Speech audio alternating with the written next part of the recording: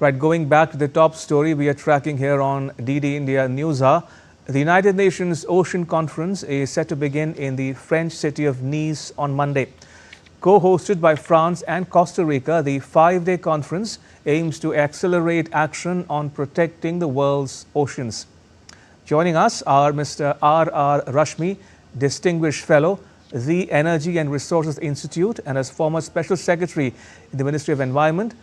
Also joining us is Professor P.K. Joshi, an environmentalist. Gentlemen, welcome to DD India News Hour. Mr. Rashmi, if I can start with you, may I begin by asking you about the UN Ocean Conference? How and why was it conceived in the first place? And what did the previous two editions of the conference achieve?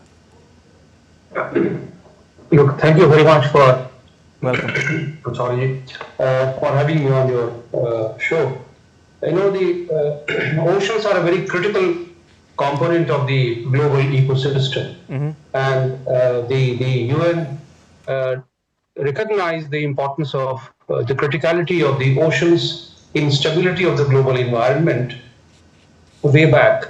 So they recognized this particular day as the Oceans Day in 2008, and we have been celebrating, organizing these events to underscore the importance of oceans in the contribution to global environmental stability.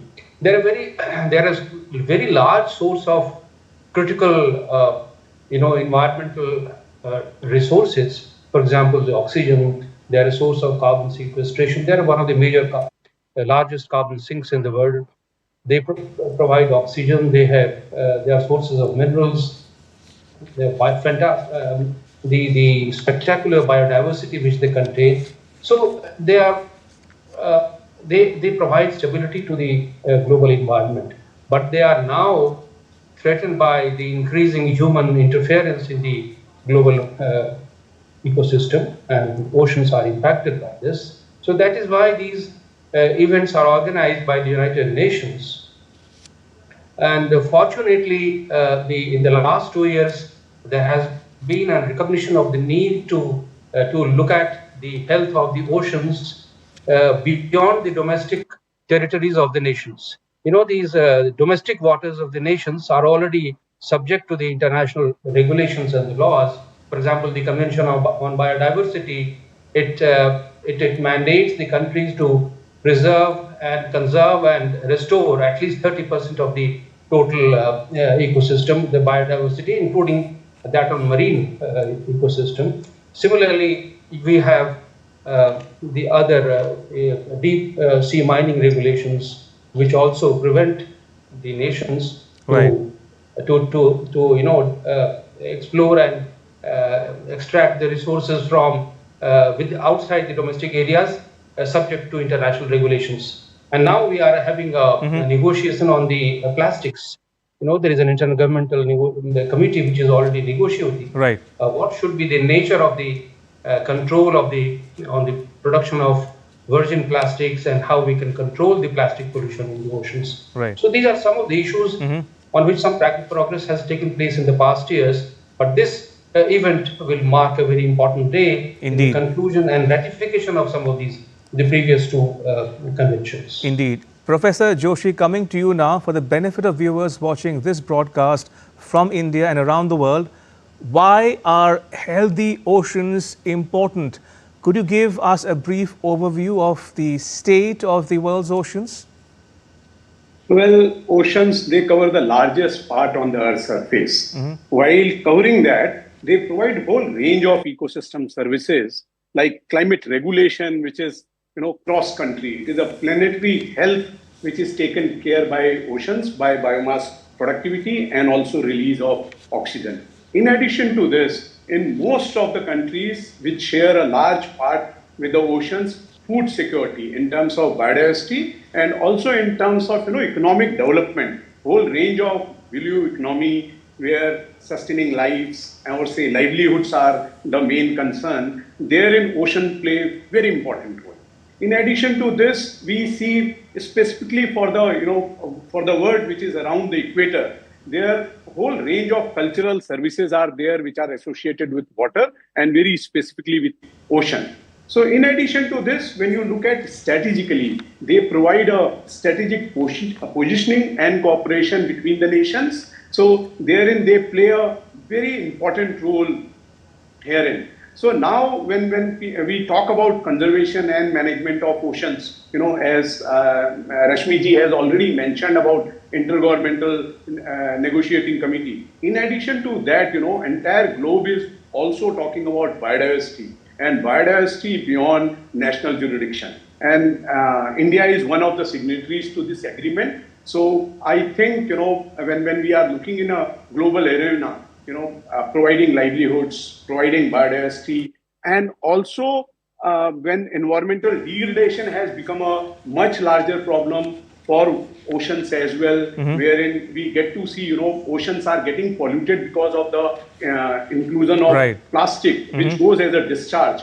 So that also makes it a global issue. Indeed. Then it provides a wide range of services. Fishing is the simplest one, which everybody should be able to understand, and the kind of seafood culture which prevails across the globe. Therein, at times overfishing, which we generally call as unsustainable fishing, that results into a larger problem. Indeed. What we see today, 80% of the pollution which is coming to the oceans is because of the plastics. And people also talk about climate change. Here in coral reefs or biodiversity, specifically big fishes, they have faced a larger challenge across the globe. Almost half of the coral reefs and big fishes, they are almost endangered because of the climate change which are happening over there.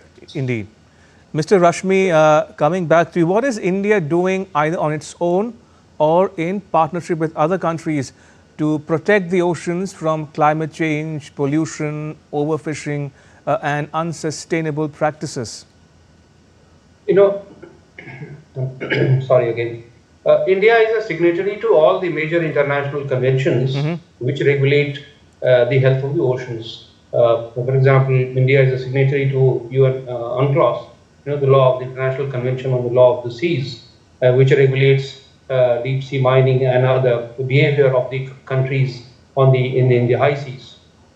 Similarly, India is a signatory to the Climate Change Treaty and the Convention on Biodiversity, which all have components impacting their actions on the oceans and the biodiversity. So we are, as a nation, I think we are already committed to maintain the health of the oceans.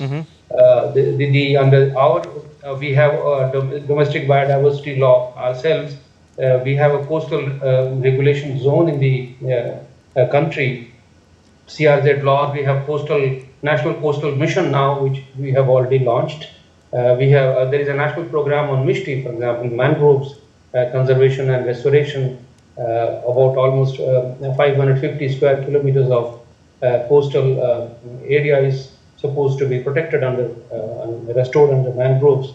So we have our own domestic commitments in terms of biodiversity, coastal protection, and prevention of coastal erosion and maintenance of the coastal line, the sea layer. But the problem which the world is grappling with today is that of the health of the oceans on the high seas, which are subject to pollution, marine pollution by ships, international shipping, by the coastal pollution, the littering of the marine waters by plastics and other pollutants. So the question is how to regulate this kind of behavior of the different nations and their instruments. And the plastics is now the major concern. Deep sea mining is another major concern. The High Seas Treaty, which was signed in 2023, talks about everything, biodiversity, as well as all these actions. So India is committed, and domestically we are taking a number of actions which I think we are prepared to contribute. Right. Professor Joshi, how do you assess the progress on achieving the Sustainable Development Goal 14 in particular? Well, if you look at country, right from the Prime Minister, there is a very high degree of concern related to oceans. And the attendance of the minister to this conference along with his team that further emphasizes that India is just not concerned about that, but it also wishes to take strict actions. And there are a whole range of treaties wherein such kind of things are being talked about.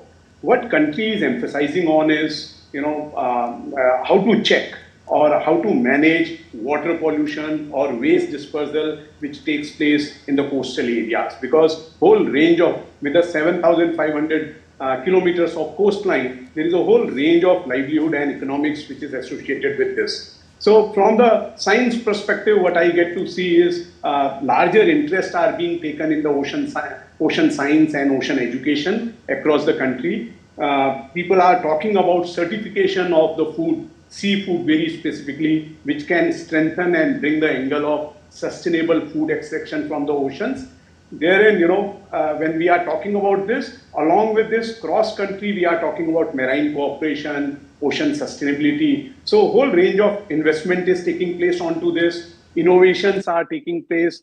So people are, right from the perspective of agreements to the science action and also community building. People are talking about the sustainable management of the ocean resources. And that is how, when you see the tagline of Ocean Day today, it talks about sustaining what sustains us. So globally, as well also in the domestic world, we are very much impressed with the wonder of oceans, but we are equally concerned about how to sustain them, because they are basically surrogating whole range of life and the support to the human life and the other life forms which are over there. So our commitments, whether it is in INC, whether it is in BBNJ or coastal regulations, they show that we are proactively participating towards this. And when you are talking about SDG engagement or a strategic engagement, therein again, country has shown some of the wonderful things. Right.